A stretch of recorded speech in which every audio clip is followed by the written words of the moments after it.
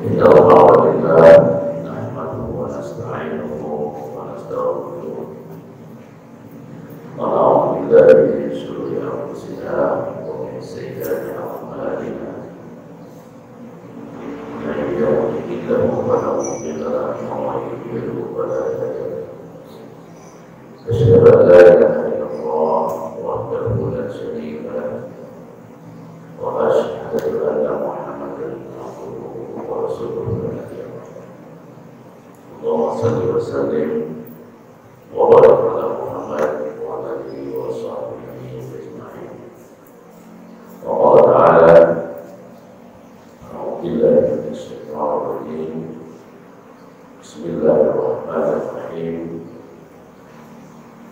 إن في خلق السماوات والأرض واختلاف الليل والنهار لآيات لأولي الألباب الذين يذكرون الله قياما وقعودا وعلى جنوبهم ويتفكرون في خلق السماوات والأرض ربنا ما خلقت هذا باطلا سبحانك فقنا عذاب النار ربنا إنك من تدخل النار فقد أخزيته وما للظالمين من أنصار. Bapak Ibu yang masuk yang dimuliakan Allah, alhamdulillah kita bersyukur pada Allah Subhanahu wa Ta'ala. Pagi ini kita ditakdirkan oleh Allah bangun kembali setelah tidur kita, dan kita syukuri alhamdulillahilladzi ahyana ba'dama amatana wa ilaihin nusyur. Yang paling berat bangun pagi, bangun subuh, bangun setelah tidur itu adalah tuntutan untuk kembali kepada Allah Subhanahu wa Ta'ala. Itu yang paling berat. Jadi mensyukuri dibangunkannya kita oleh Allah dari tidur kita, maka konsekuensinya apa? Kita harus kembali kepada Allah Subhanahu wa Ta'ala. Kembali kepada Allah Subhanahu wa Ta'ala bukan hanya sebatas mengerjakan sholat, bukan hanya sebatas membaca Al-Quran, tapi betul-betul secara umum kehidupan itu nampakkan nuansa ibadahnya kepada Allah Subhanahu wa Ta'ala. Itulah makanya orang yang bangun di subuh, di waktu subuh, dan dia sholat berjamaah, kemudian dia berzikir, mendengarkan nasihat atau tausiah, maka nanti datang waktu syuruk, dia sholat syuruk, maka pahalanya kata Rasulullah sama dengan pahala haji dan umroh yang sempurna. Mudah-mudahan kita pagi ini alhamdulillah dapat melaksanakan itu. Insya Allah benar-benar Allah akan berikan pahala sebagaimana yang disampaikan oleh Rasulullah sallallahu alaihi wasallam. Salawat dan salam Allahumma shalli ala Muhammad wa ali Muhammad, semoga dilimpahkan kepada junjungan Nabi besar kita Muhammad sallallahu alaihi wasallam. Kiranya dilimpahkan juga kepada keluarga, para sahabat, para tabi'in, tabi'un tabi'in, insyaallah kepada kita yang mengaku umat beliau. Semoga nanti betul-betul kita mendapatkan syafaat dari beliau. Subuh ini kita awali tausiah kita, dan itu selalu hendaknya kita tanyakan kepada diri kita. Pertama, pertanyaannya itu yang harus dimunculkan apa? Apa bedanya orang hidup dengan orang yang mati? Kalau Bapak Ibu ditanya, apa tanda orang hidup? Bapak jawab apa?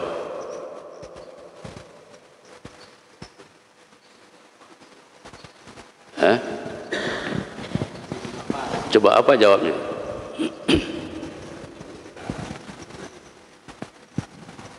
Kalau kita katakan masih bernapas, kata Hamka, kaput di hutan itu bernapas enggak?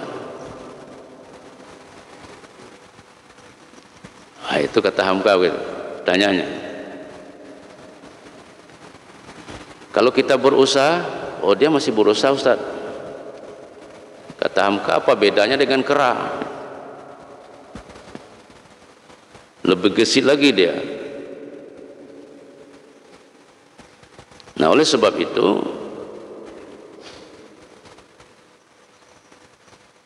kita harus tahu dulu, pertama, orang hidup itu dia betul-betul menjalankan sunnatullah, menjadikan dunia ini tempat lahan untuk menimba pahala. Itu orang hidup.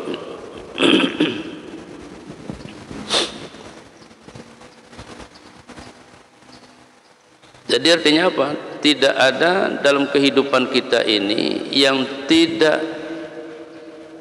bernilai pahala bagi orang yang beribadah.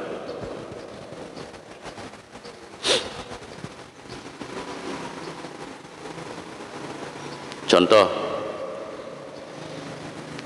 orang hidup diuji enggak? Diuji. Kalau suami ujiannya siapa? Istri. Orang tua ujiannya apa? Anak-anak, orang tua. Individu dengan individu yang lain. Nah, sekarang pertanyaannya, bagaimana meraih pahala sebesar-besarnya dengan ujian itu? Itu orang hidup. Kalau seorang suami gagal mengambil pahala yang banyak dari istrinya, maka dia itu bukan lagi orang hidup.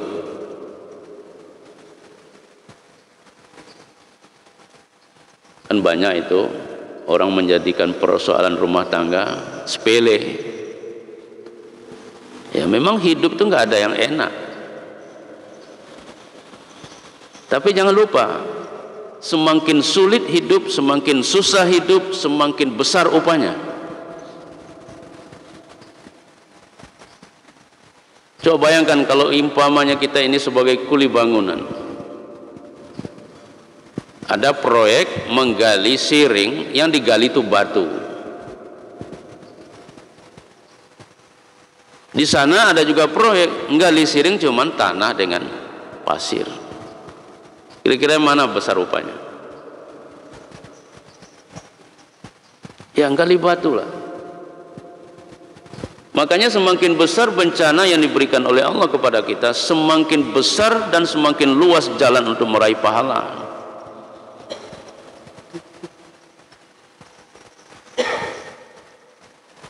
Maka kemudian apa yang terjadi? Tidak ada suami istri yang ribut di rumahnya. Makanya kata Rasulullah, kunci kebahagiaan itu apa? Dapat suami yang soleh, dapat istri yang soleh, yang soleha. Nah, oleh sebab itu, orang yang hidup itu juga bukan saja beribadah, tapi dia berzikir.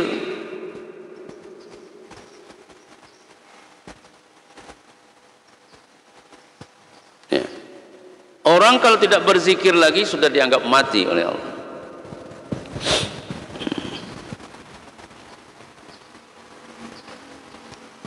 Coba Bapak bayangkan, lagi mengaji seperti ini aja kita belum tentu dapat hidayah,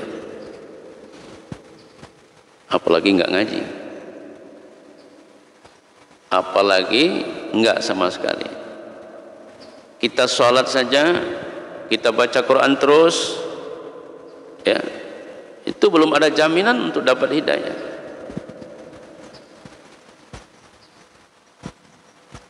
Ada orang yang yasinan setiap malam Jumat.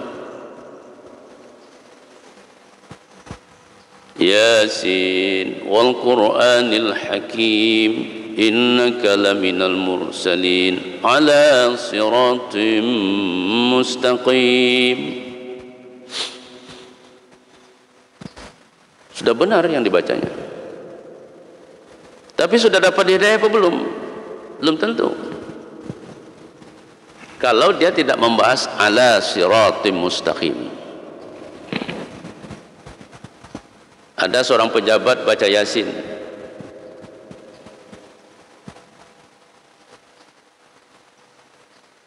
sampai ala siratim mustaqim dia berhenti. Tapi karena dia nggak paham, dia nggak dapat hidayah.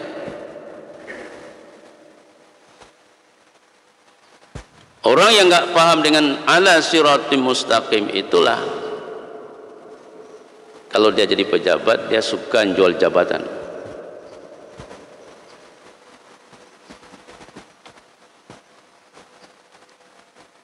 Yang haus jabatan bergerilya mencari jabatan.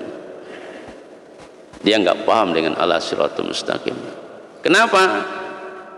Karena kalau disebut ala siratul mustaqim, tidak ada orang yang cari jabatan.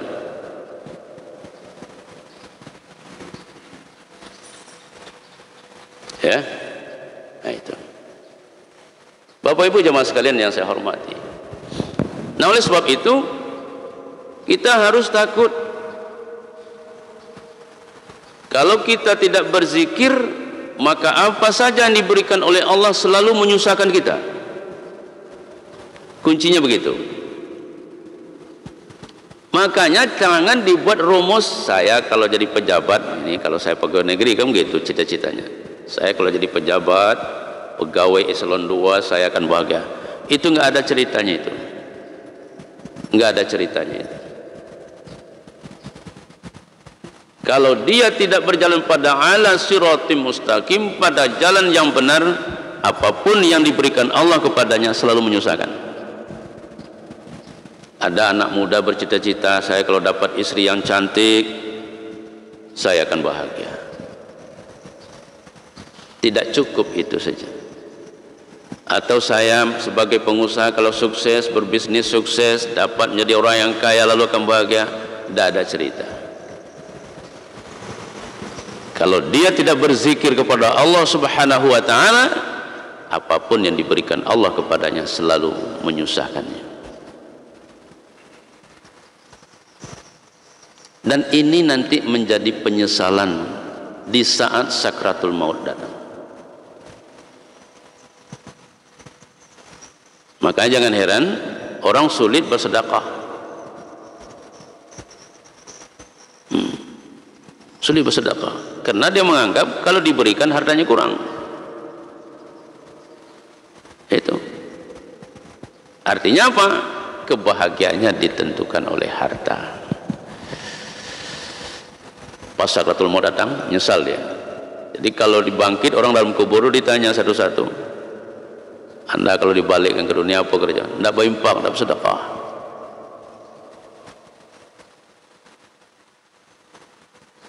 Ya. Yang kedua, orang yang akan menyesal tidak pernah mau hadir di pengajian. Dia perlu nak dengar pengajian Pak Ustaz, jadilah sembahyang aja. Memangnya sembahyang itu sudah jaminan orang itu bisa terhindar dari perbuatan keji dan mungkar kalau mengamalkan sholat itu tidak ada ilmu dan tidak ada jalannya. Kira-kira bisa nggak? Nggak mungkin lah. Tapi ketika kita hadir di majelis lain, kata Ustaz, ya, pelajari Al-Quran. Setelah kamu baca, pahami Al-Quran. Setelah itu kamu dirikan sholat. Orang yang sholatnya paham dengan Al-Quran terhindar dari keji dan mungkar. Itu perlu kita dengar.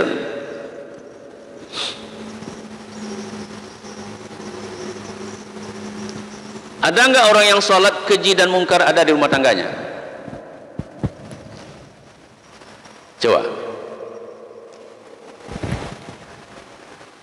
ribut dengan istri itu keji apa mungkar? Ribut melulu, atau mencikili istri, mencikili suami, mengkhianati suami, mengkhianati istri, itu mungkar apa keji? Ada nggak itu di rumah tangga kita? Kalau ada berarti belum sholat.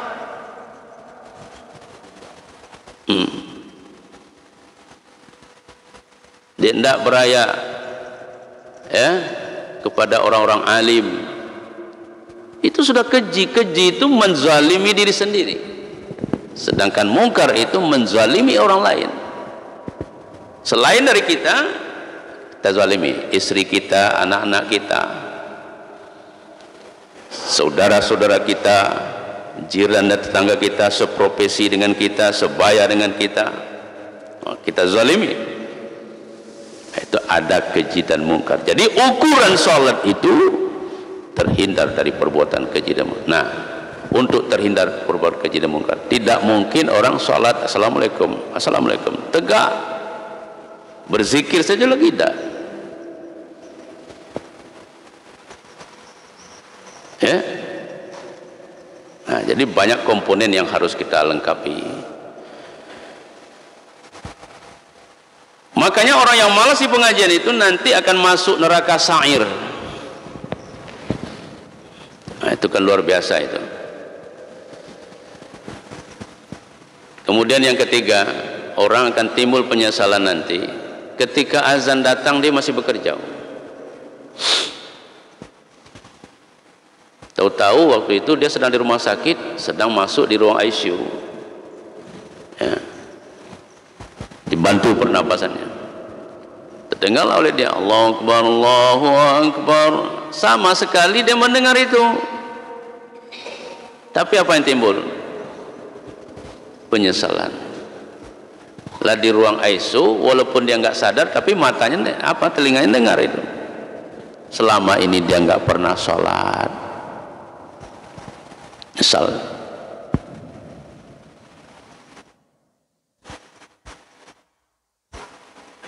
Ya. Kemudian yang keempat, tidak mau bersilaturahmi.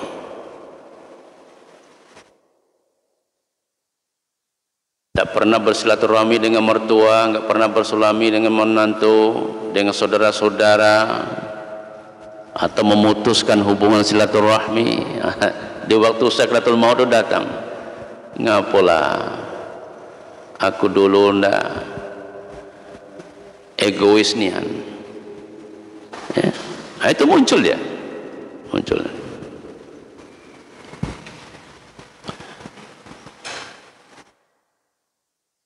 Banyak itu penyesalan yang muncul. Kemudian penyesalan muncul itu apa? Tidak bisa berdakwah. Dakwah yang paling ampuh pakai apa coba?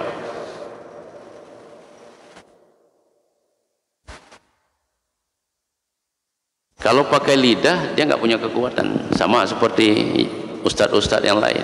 Dia cuma nyampaikan saja.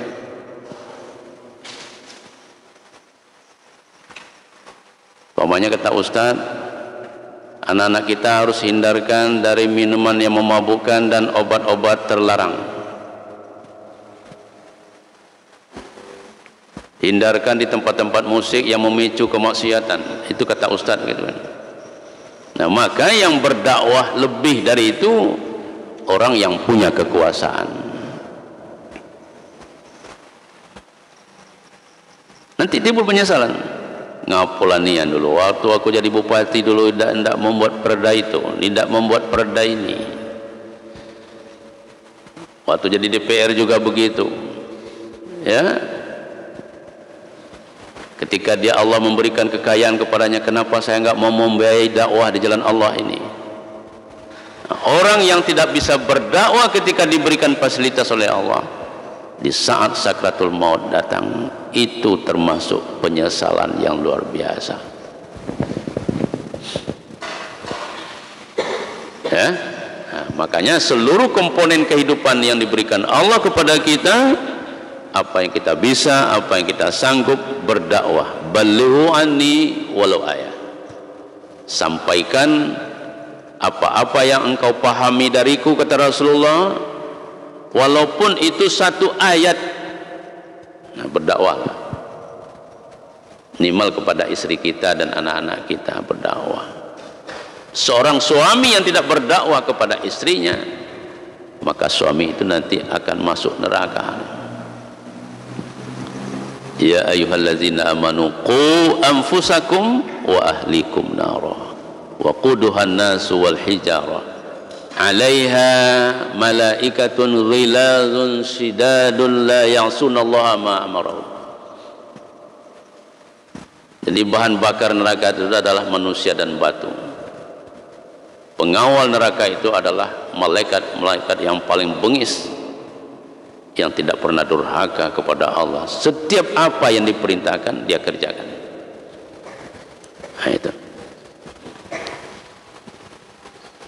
Bapak Ibu jemaah sekalian yang terhormat, kemudian terlebih-lebih lagi nanti ada penyesalan, ya. Apa penyesalannya? Kok terlalu dekat ke masjid? Nah, kan? Itu kan, di rumahnya damping masjid. Sebenarnya kalau di sisi lain kan gampang itu, di samping masjid, dekat ke masjid, mudah ke masjid, gitu ya. Nah, tapi kalau dihitung dari segi jarak, kalau Allah menghitung satu langkah ke masjid itu, mana yang paling enak? Masjid jauh daripada masjid dekat. Masjid jauh, ya kan? Ya kan begitu. Kenapa dekat sekali dulu? Kalau saya tahu begitu, nah, gitu kan? Itu timbul juga penyesalan seperti itu. Nah. Kemudian yang kedua, kenapa tidak banyak? Kenapa sedikit? Jadi dulu waktu hidup dulu beramal ibadah, berbuat baik sedikit. Kenapa enggak banyak? Berimpak sedikit, bersedekah sedikit, berwakaf sedikit. Nah, itu muncul juga. Ya. Nah, karena memang kondisi kita, ya, ternyata memang begitu. Setiap manusia memang begitu. Kalau mau membantu itu selalu pilih yang sedikit. Coba mana yang paling umum? Orang memberi bantuan itu yang banyak apa yang sedikit? Coba. Selalu yang banyak apa selalu yang sedikit? Nah, itu manusiawinya begitu.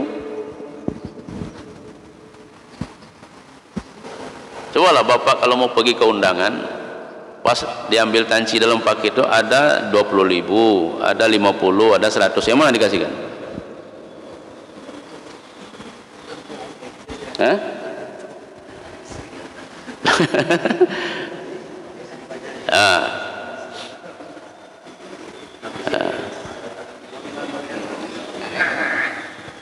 Ya kan? Nah, itu. Nanti ada lagi penyesalannya itu. Tertentu tadi kan? Nah, garis bawah itu penyesalan lagi.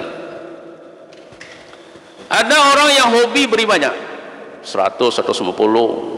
Karena dia waktu itu kan jabatannya lumayan, hartanya juga banyak, mulu. Tapi pas naik ke daun timbangan, itu tidak memberatkan kebajikan. Kan ada cerita itu Ahmad bin Miskin, ada ceritanya itu. Ya, ketika dia miskin, sampai miskinnya, saking miskinnya nggak ada makanan. Ada kita nih, dia ada kan? Nah, semiskin-miskinnya orang, ada yang kan dimakan kan? Akab ini. Nah, Ahmad bin Miskin itu dia. Jadi datanglah dia minta-minta,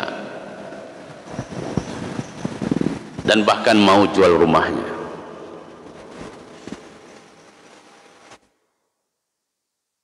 Jadi kata orang ketika dia mohon beli rumah saya, jangan dijual rumah itu. Kalau jual rumah itu sulit. Memang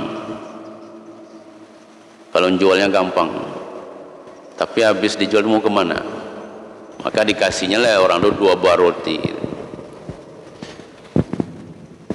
Pas di tengah jalan ada orang minta roti itu.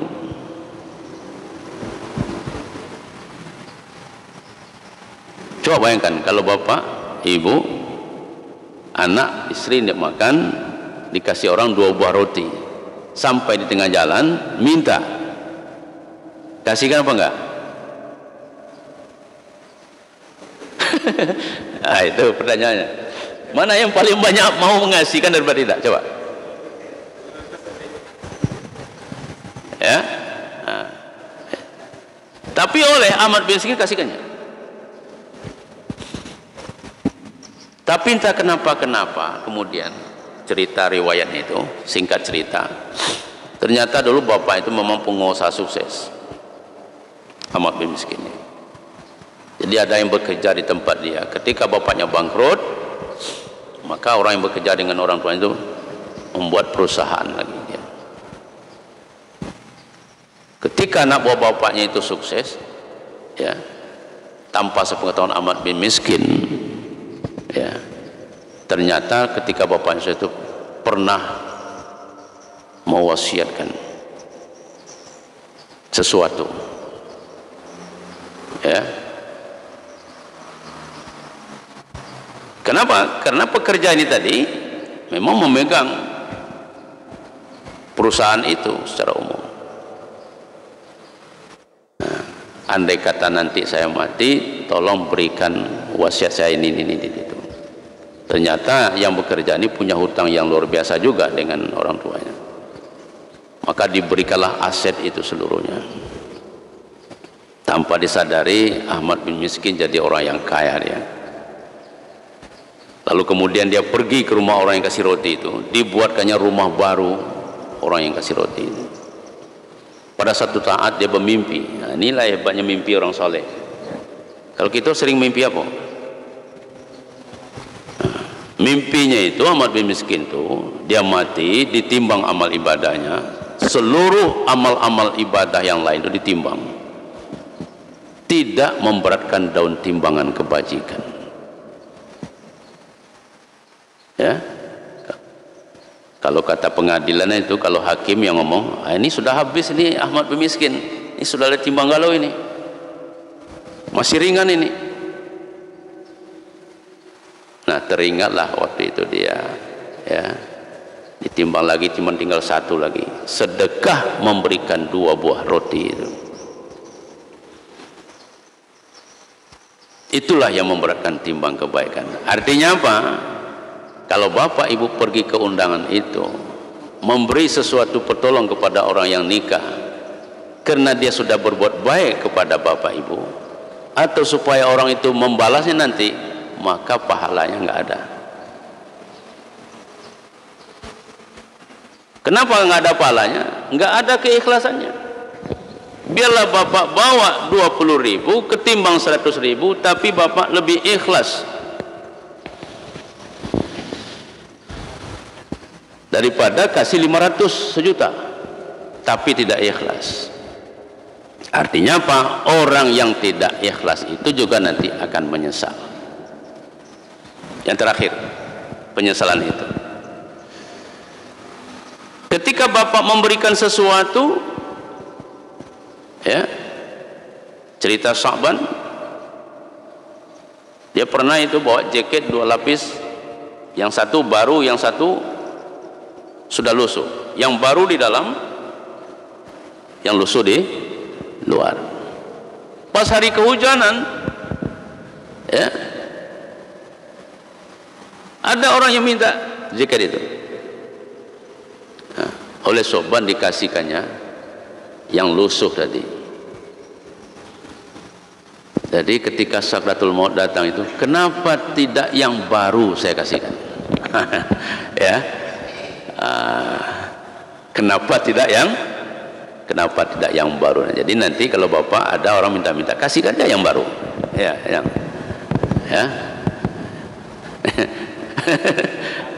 Ya, jangan kasihkan yang sudah dipakai.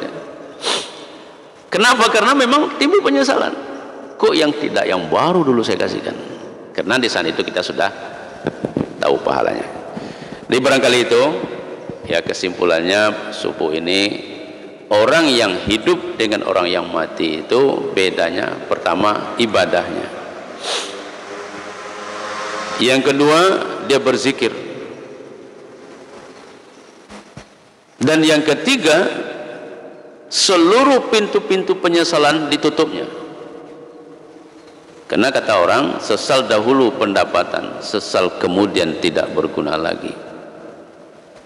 Tutup.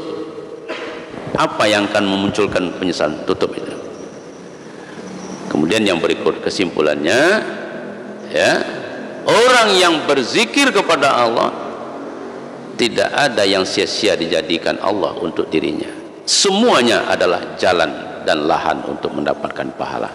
Mari kita pergunakan kehidupan kita ini dengan sebaik-baiknya untuk meraih pahala sebesar-besarnya dari seluruh arah dan dari seluruh penjuru. Ya, pendeknya dari apa yang diberikan Allah kepada kita. Mudah-mudahan Allah memberikan taufik dan hidayah kepada kita. Ya, itulah yang dapat disampaikan pada subuh ini. Mari kita tutup dengan doa kafaratul majlis. Subhanakallahumma wa bihamdika asyhadu an la ilaha illa anta astaghfiruka wa atubu ilaik. Wabillahi taufiq wal hidayah. Wassalamualaikum warahmatullahi wabarakatuh.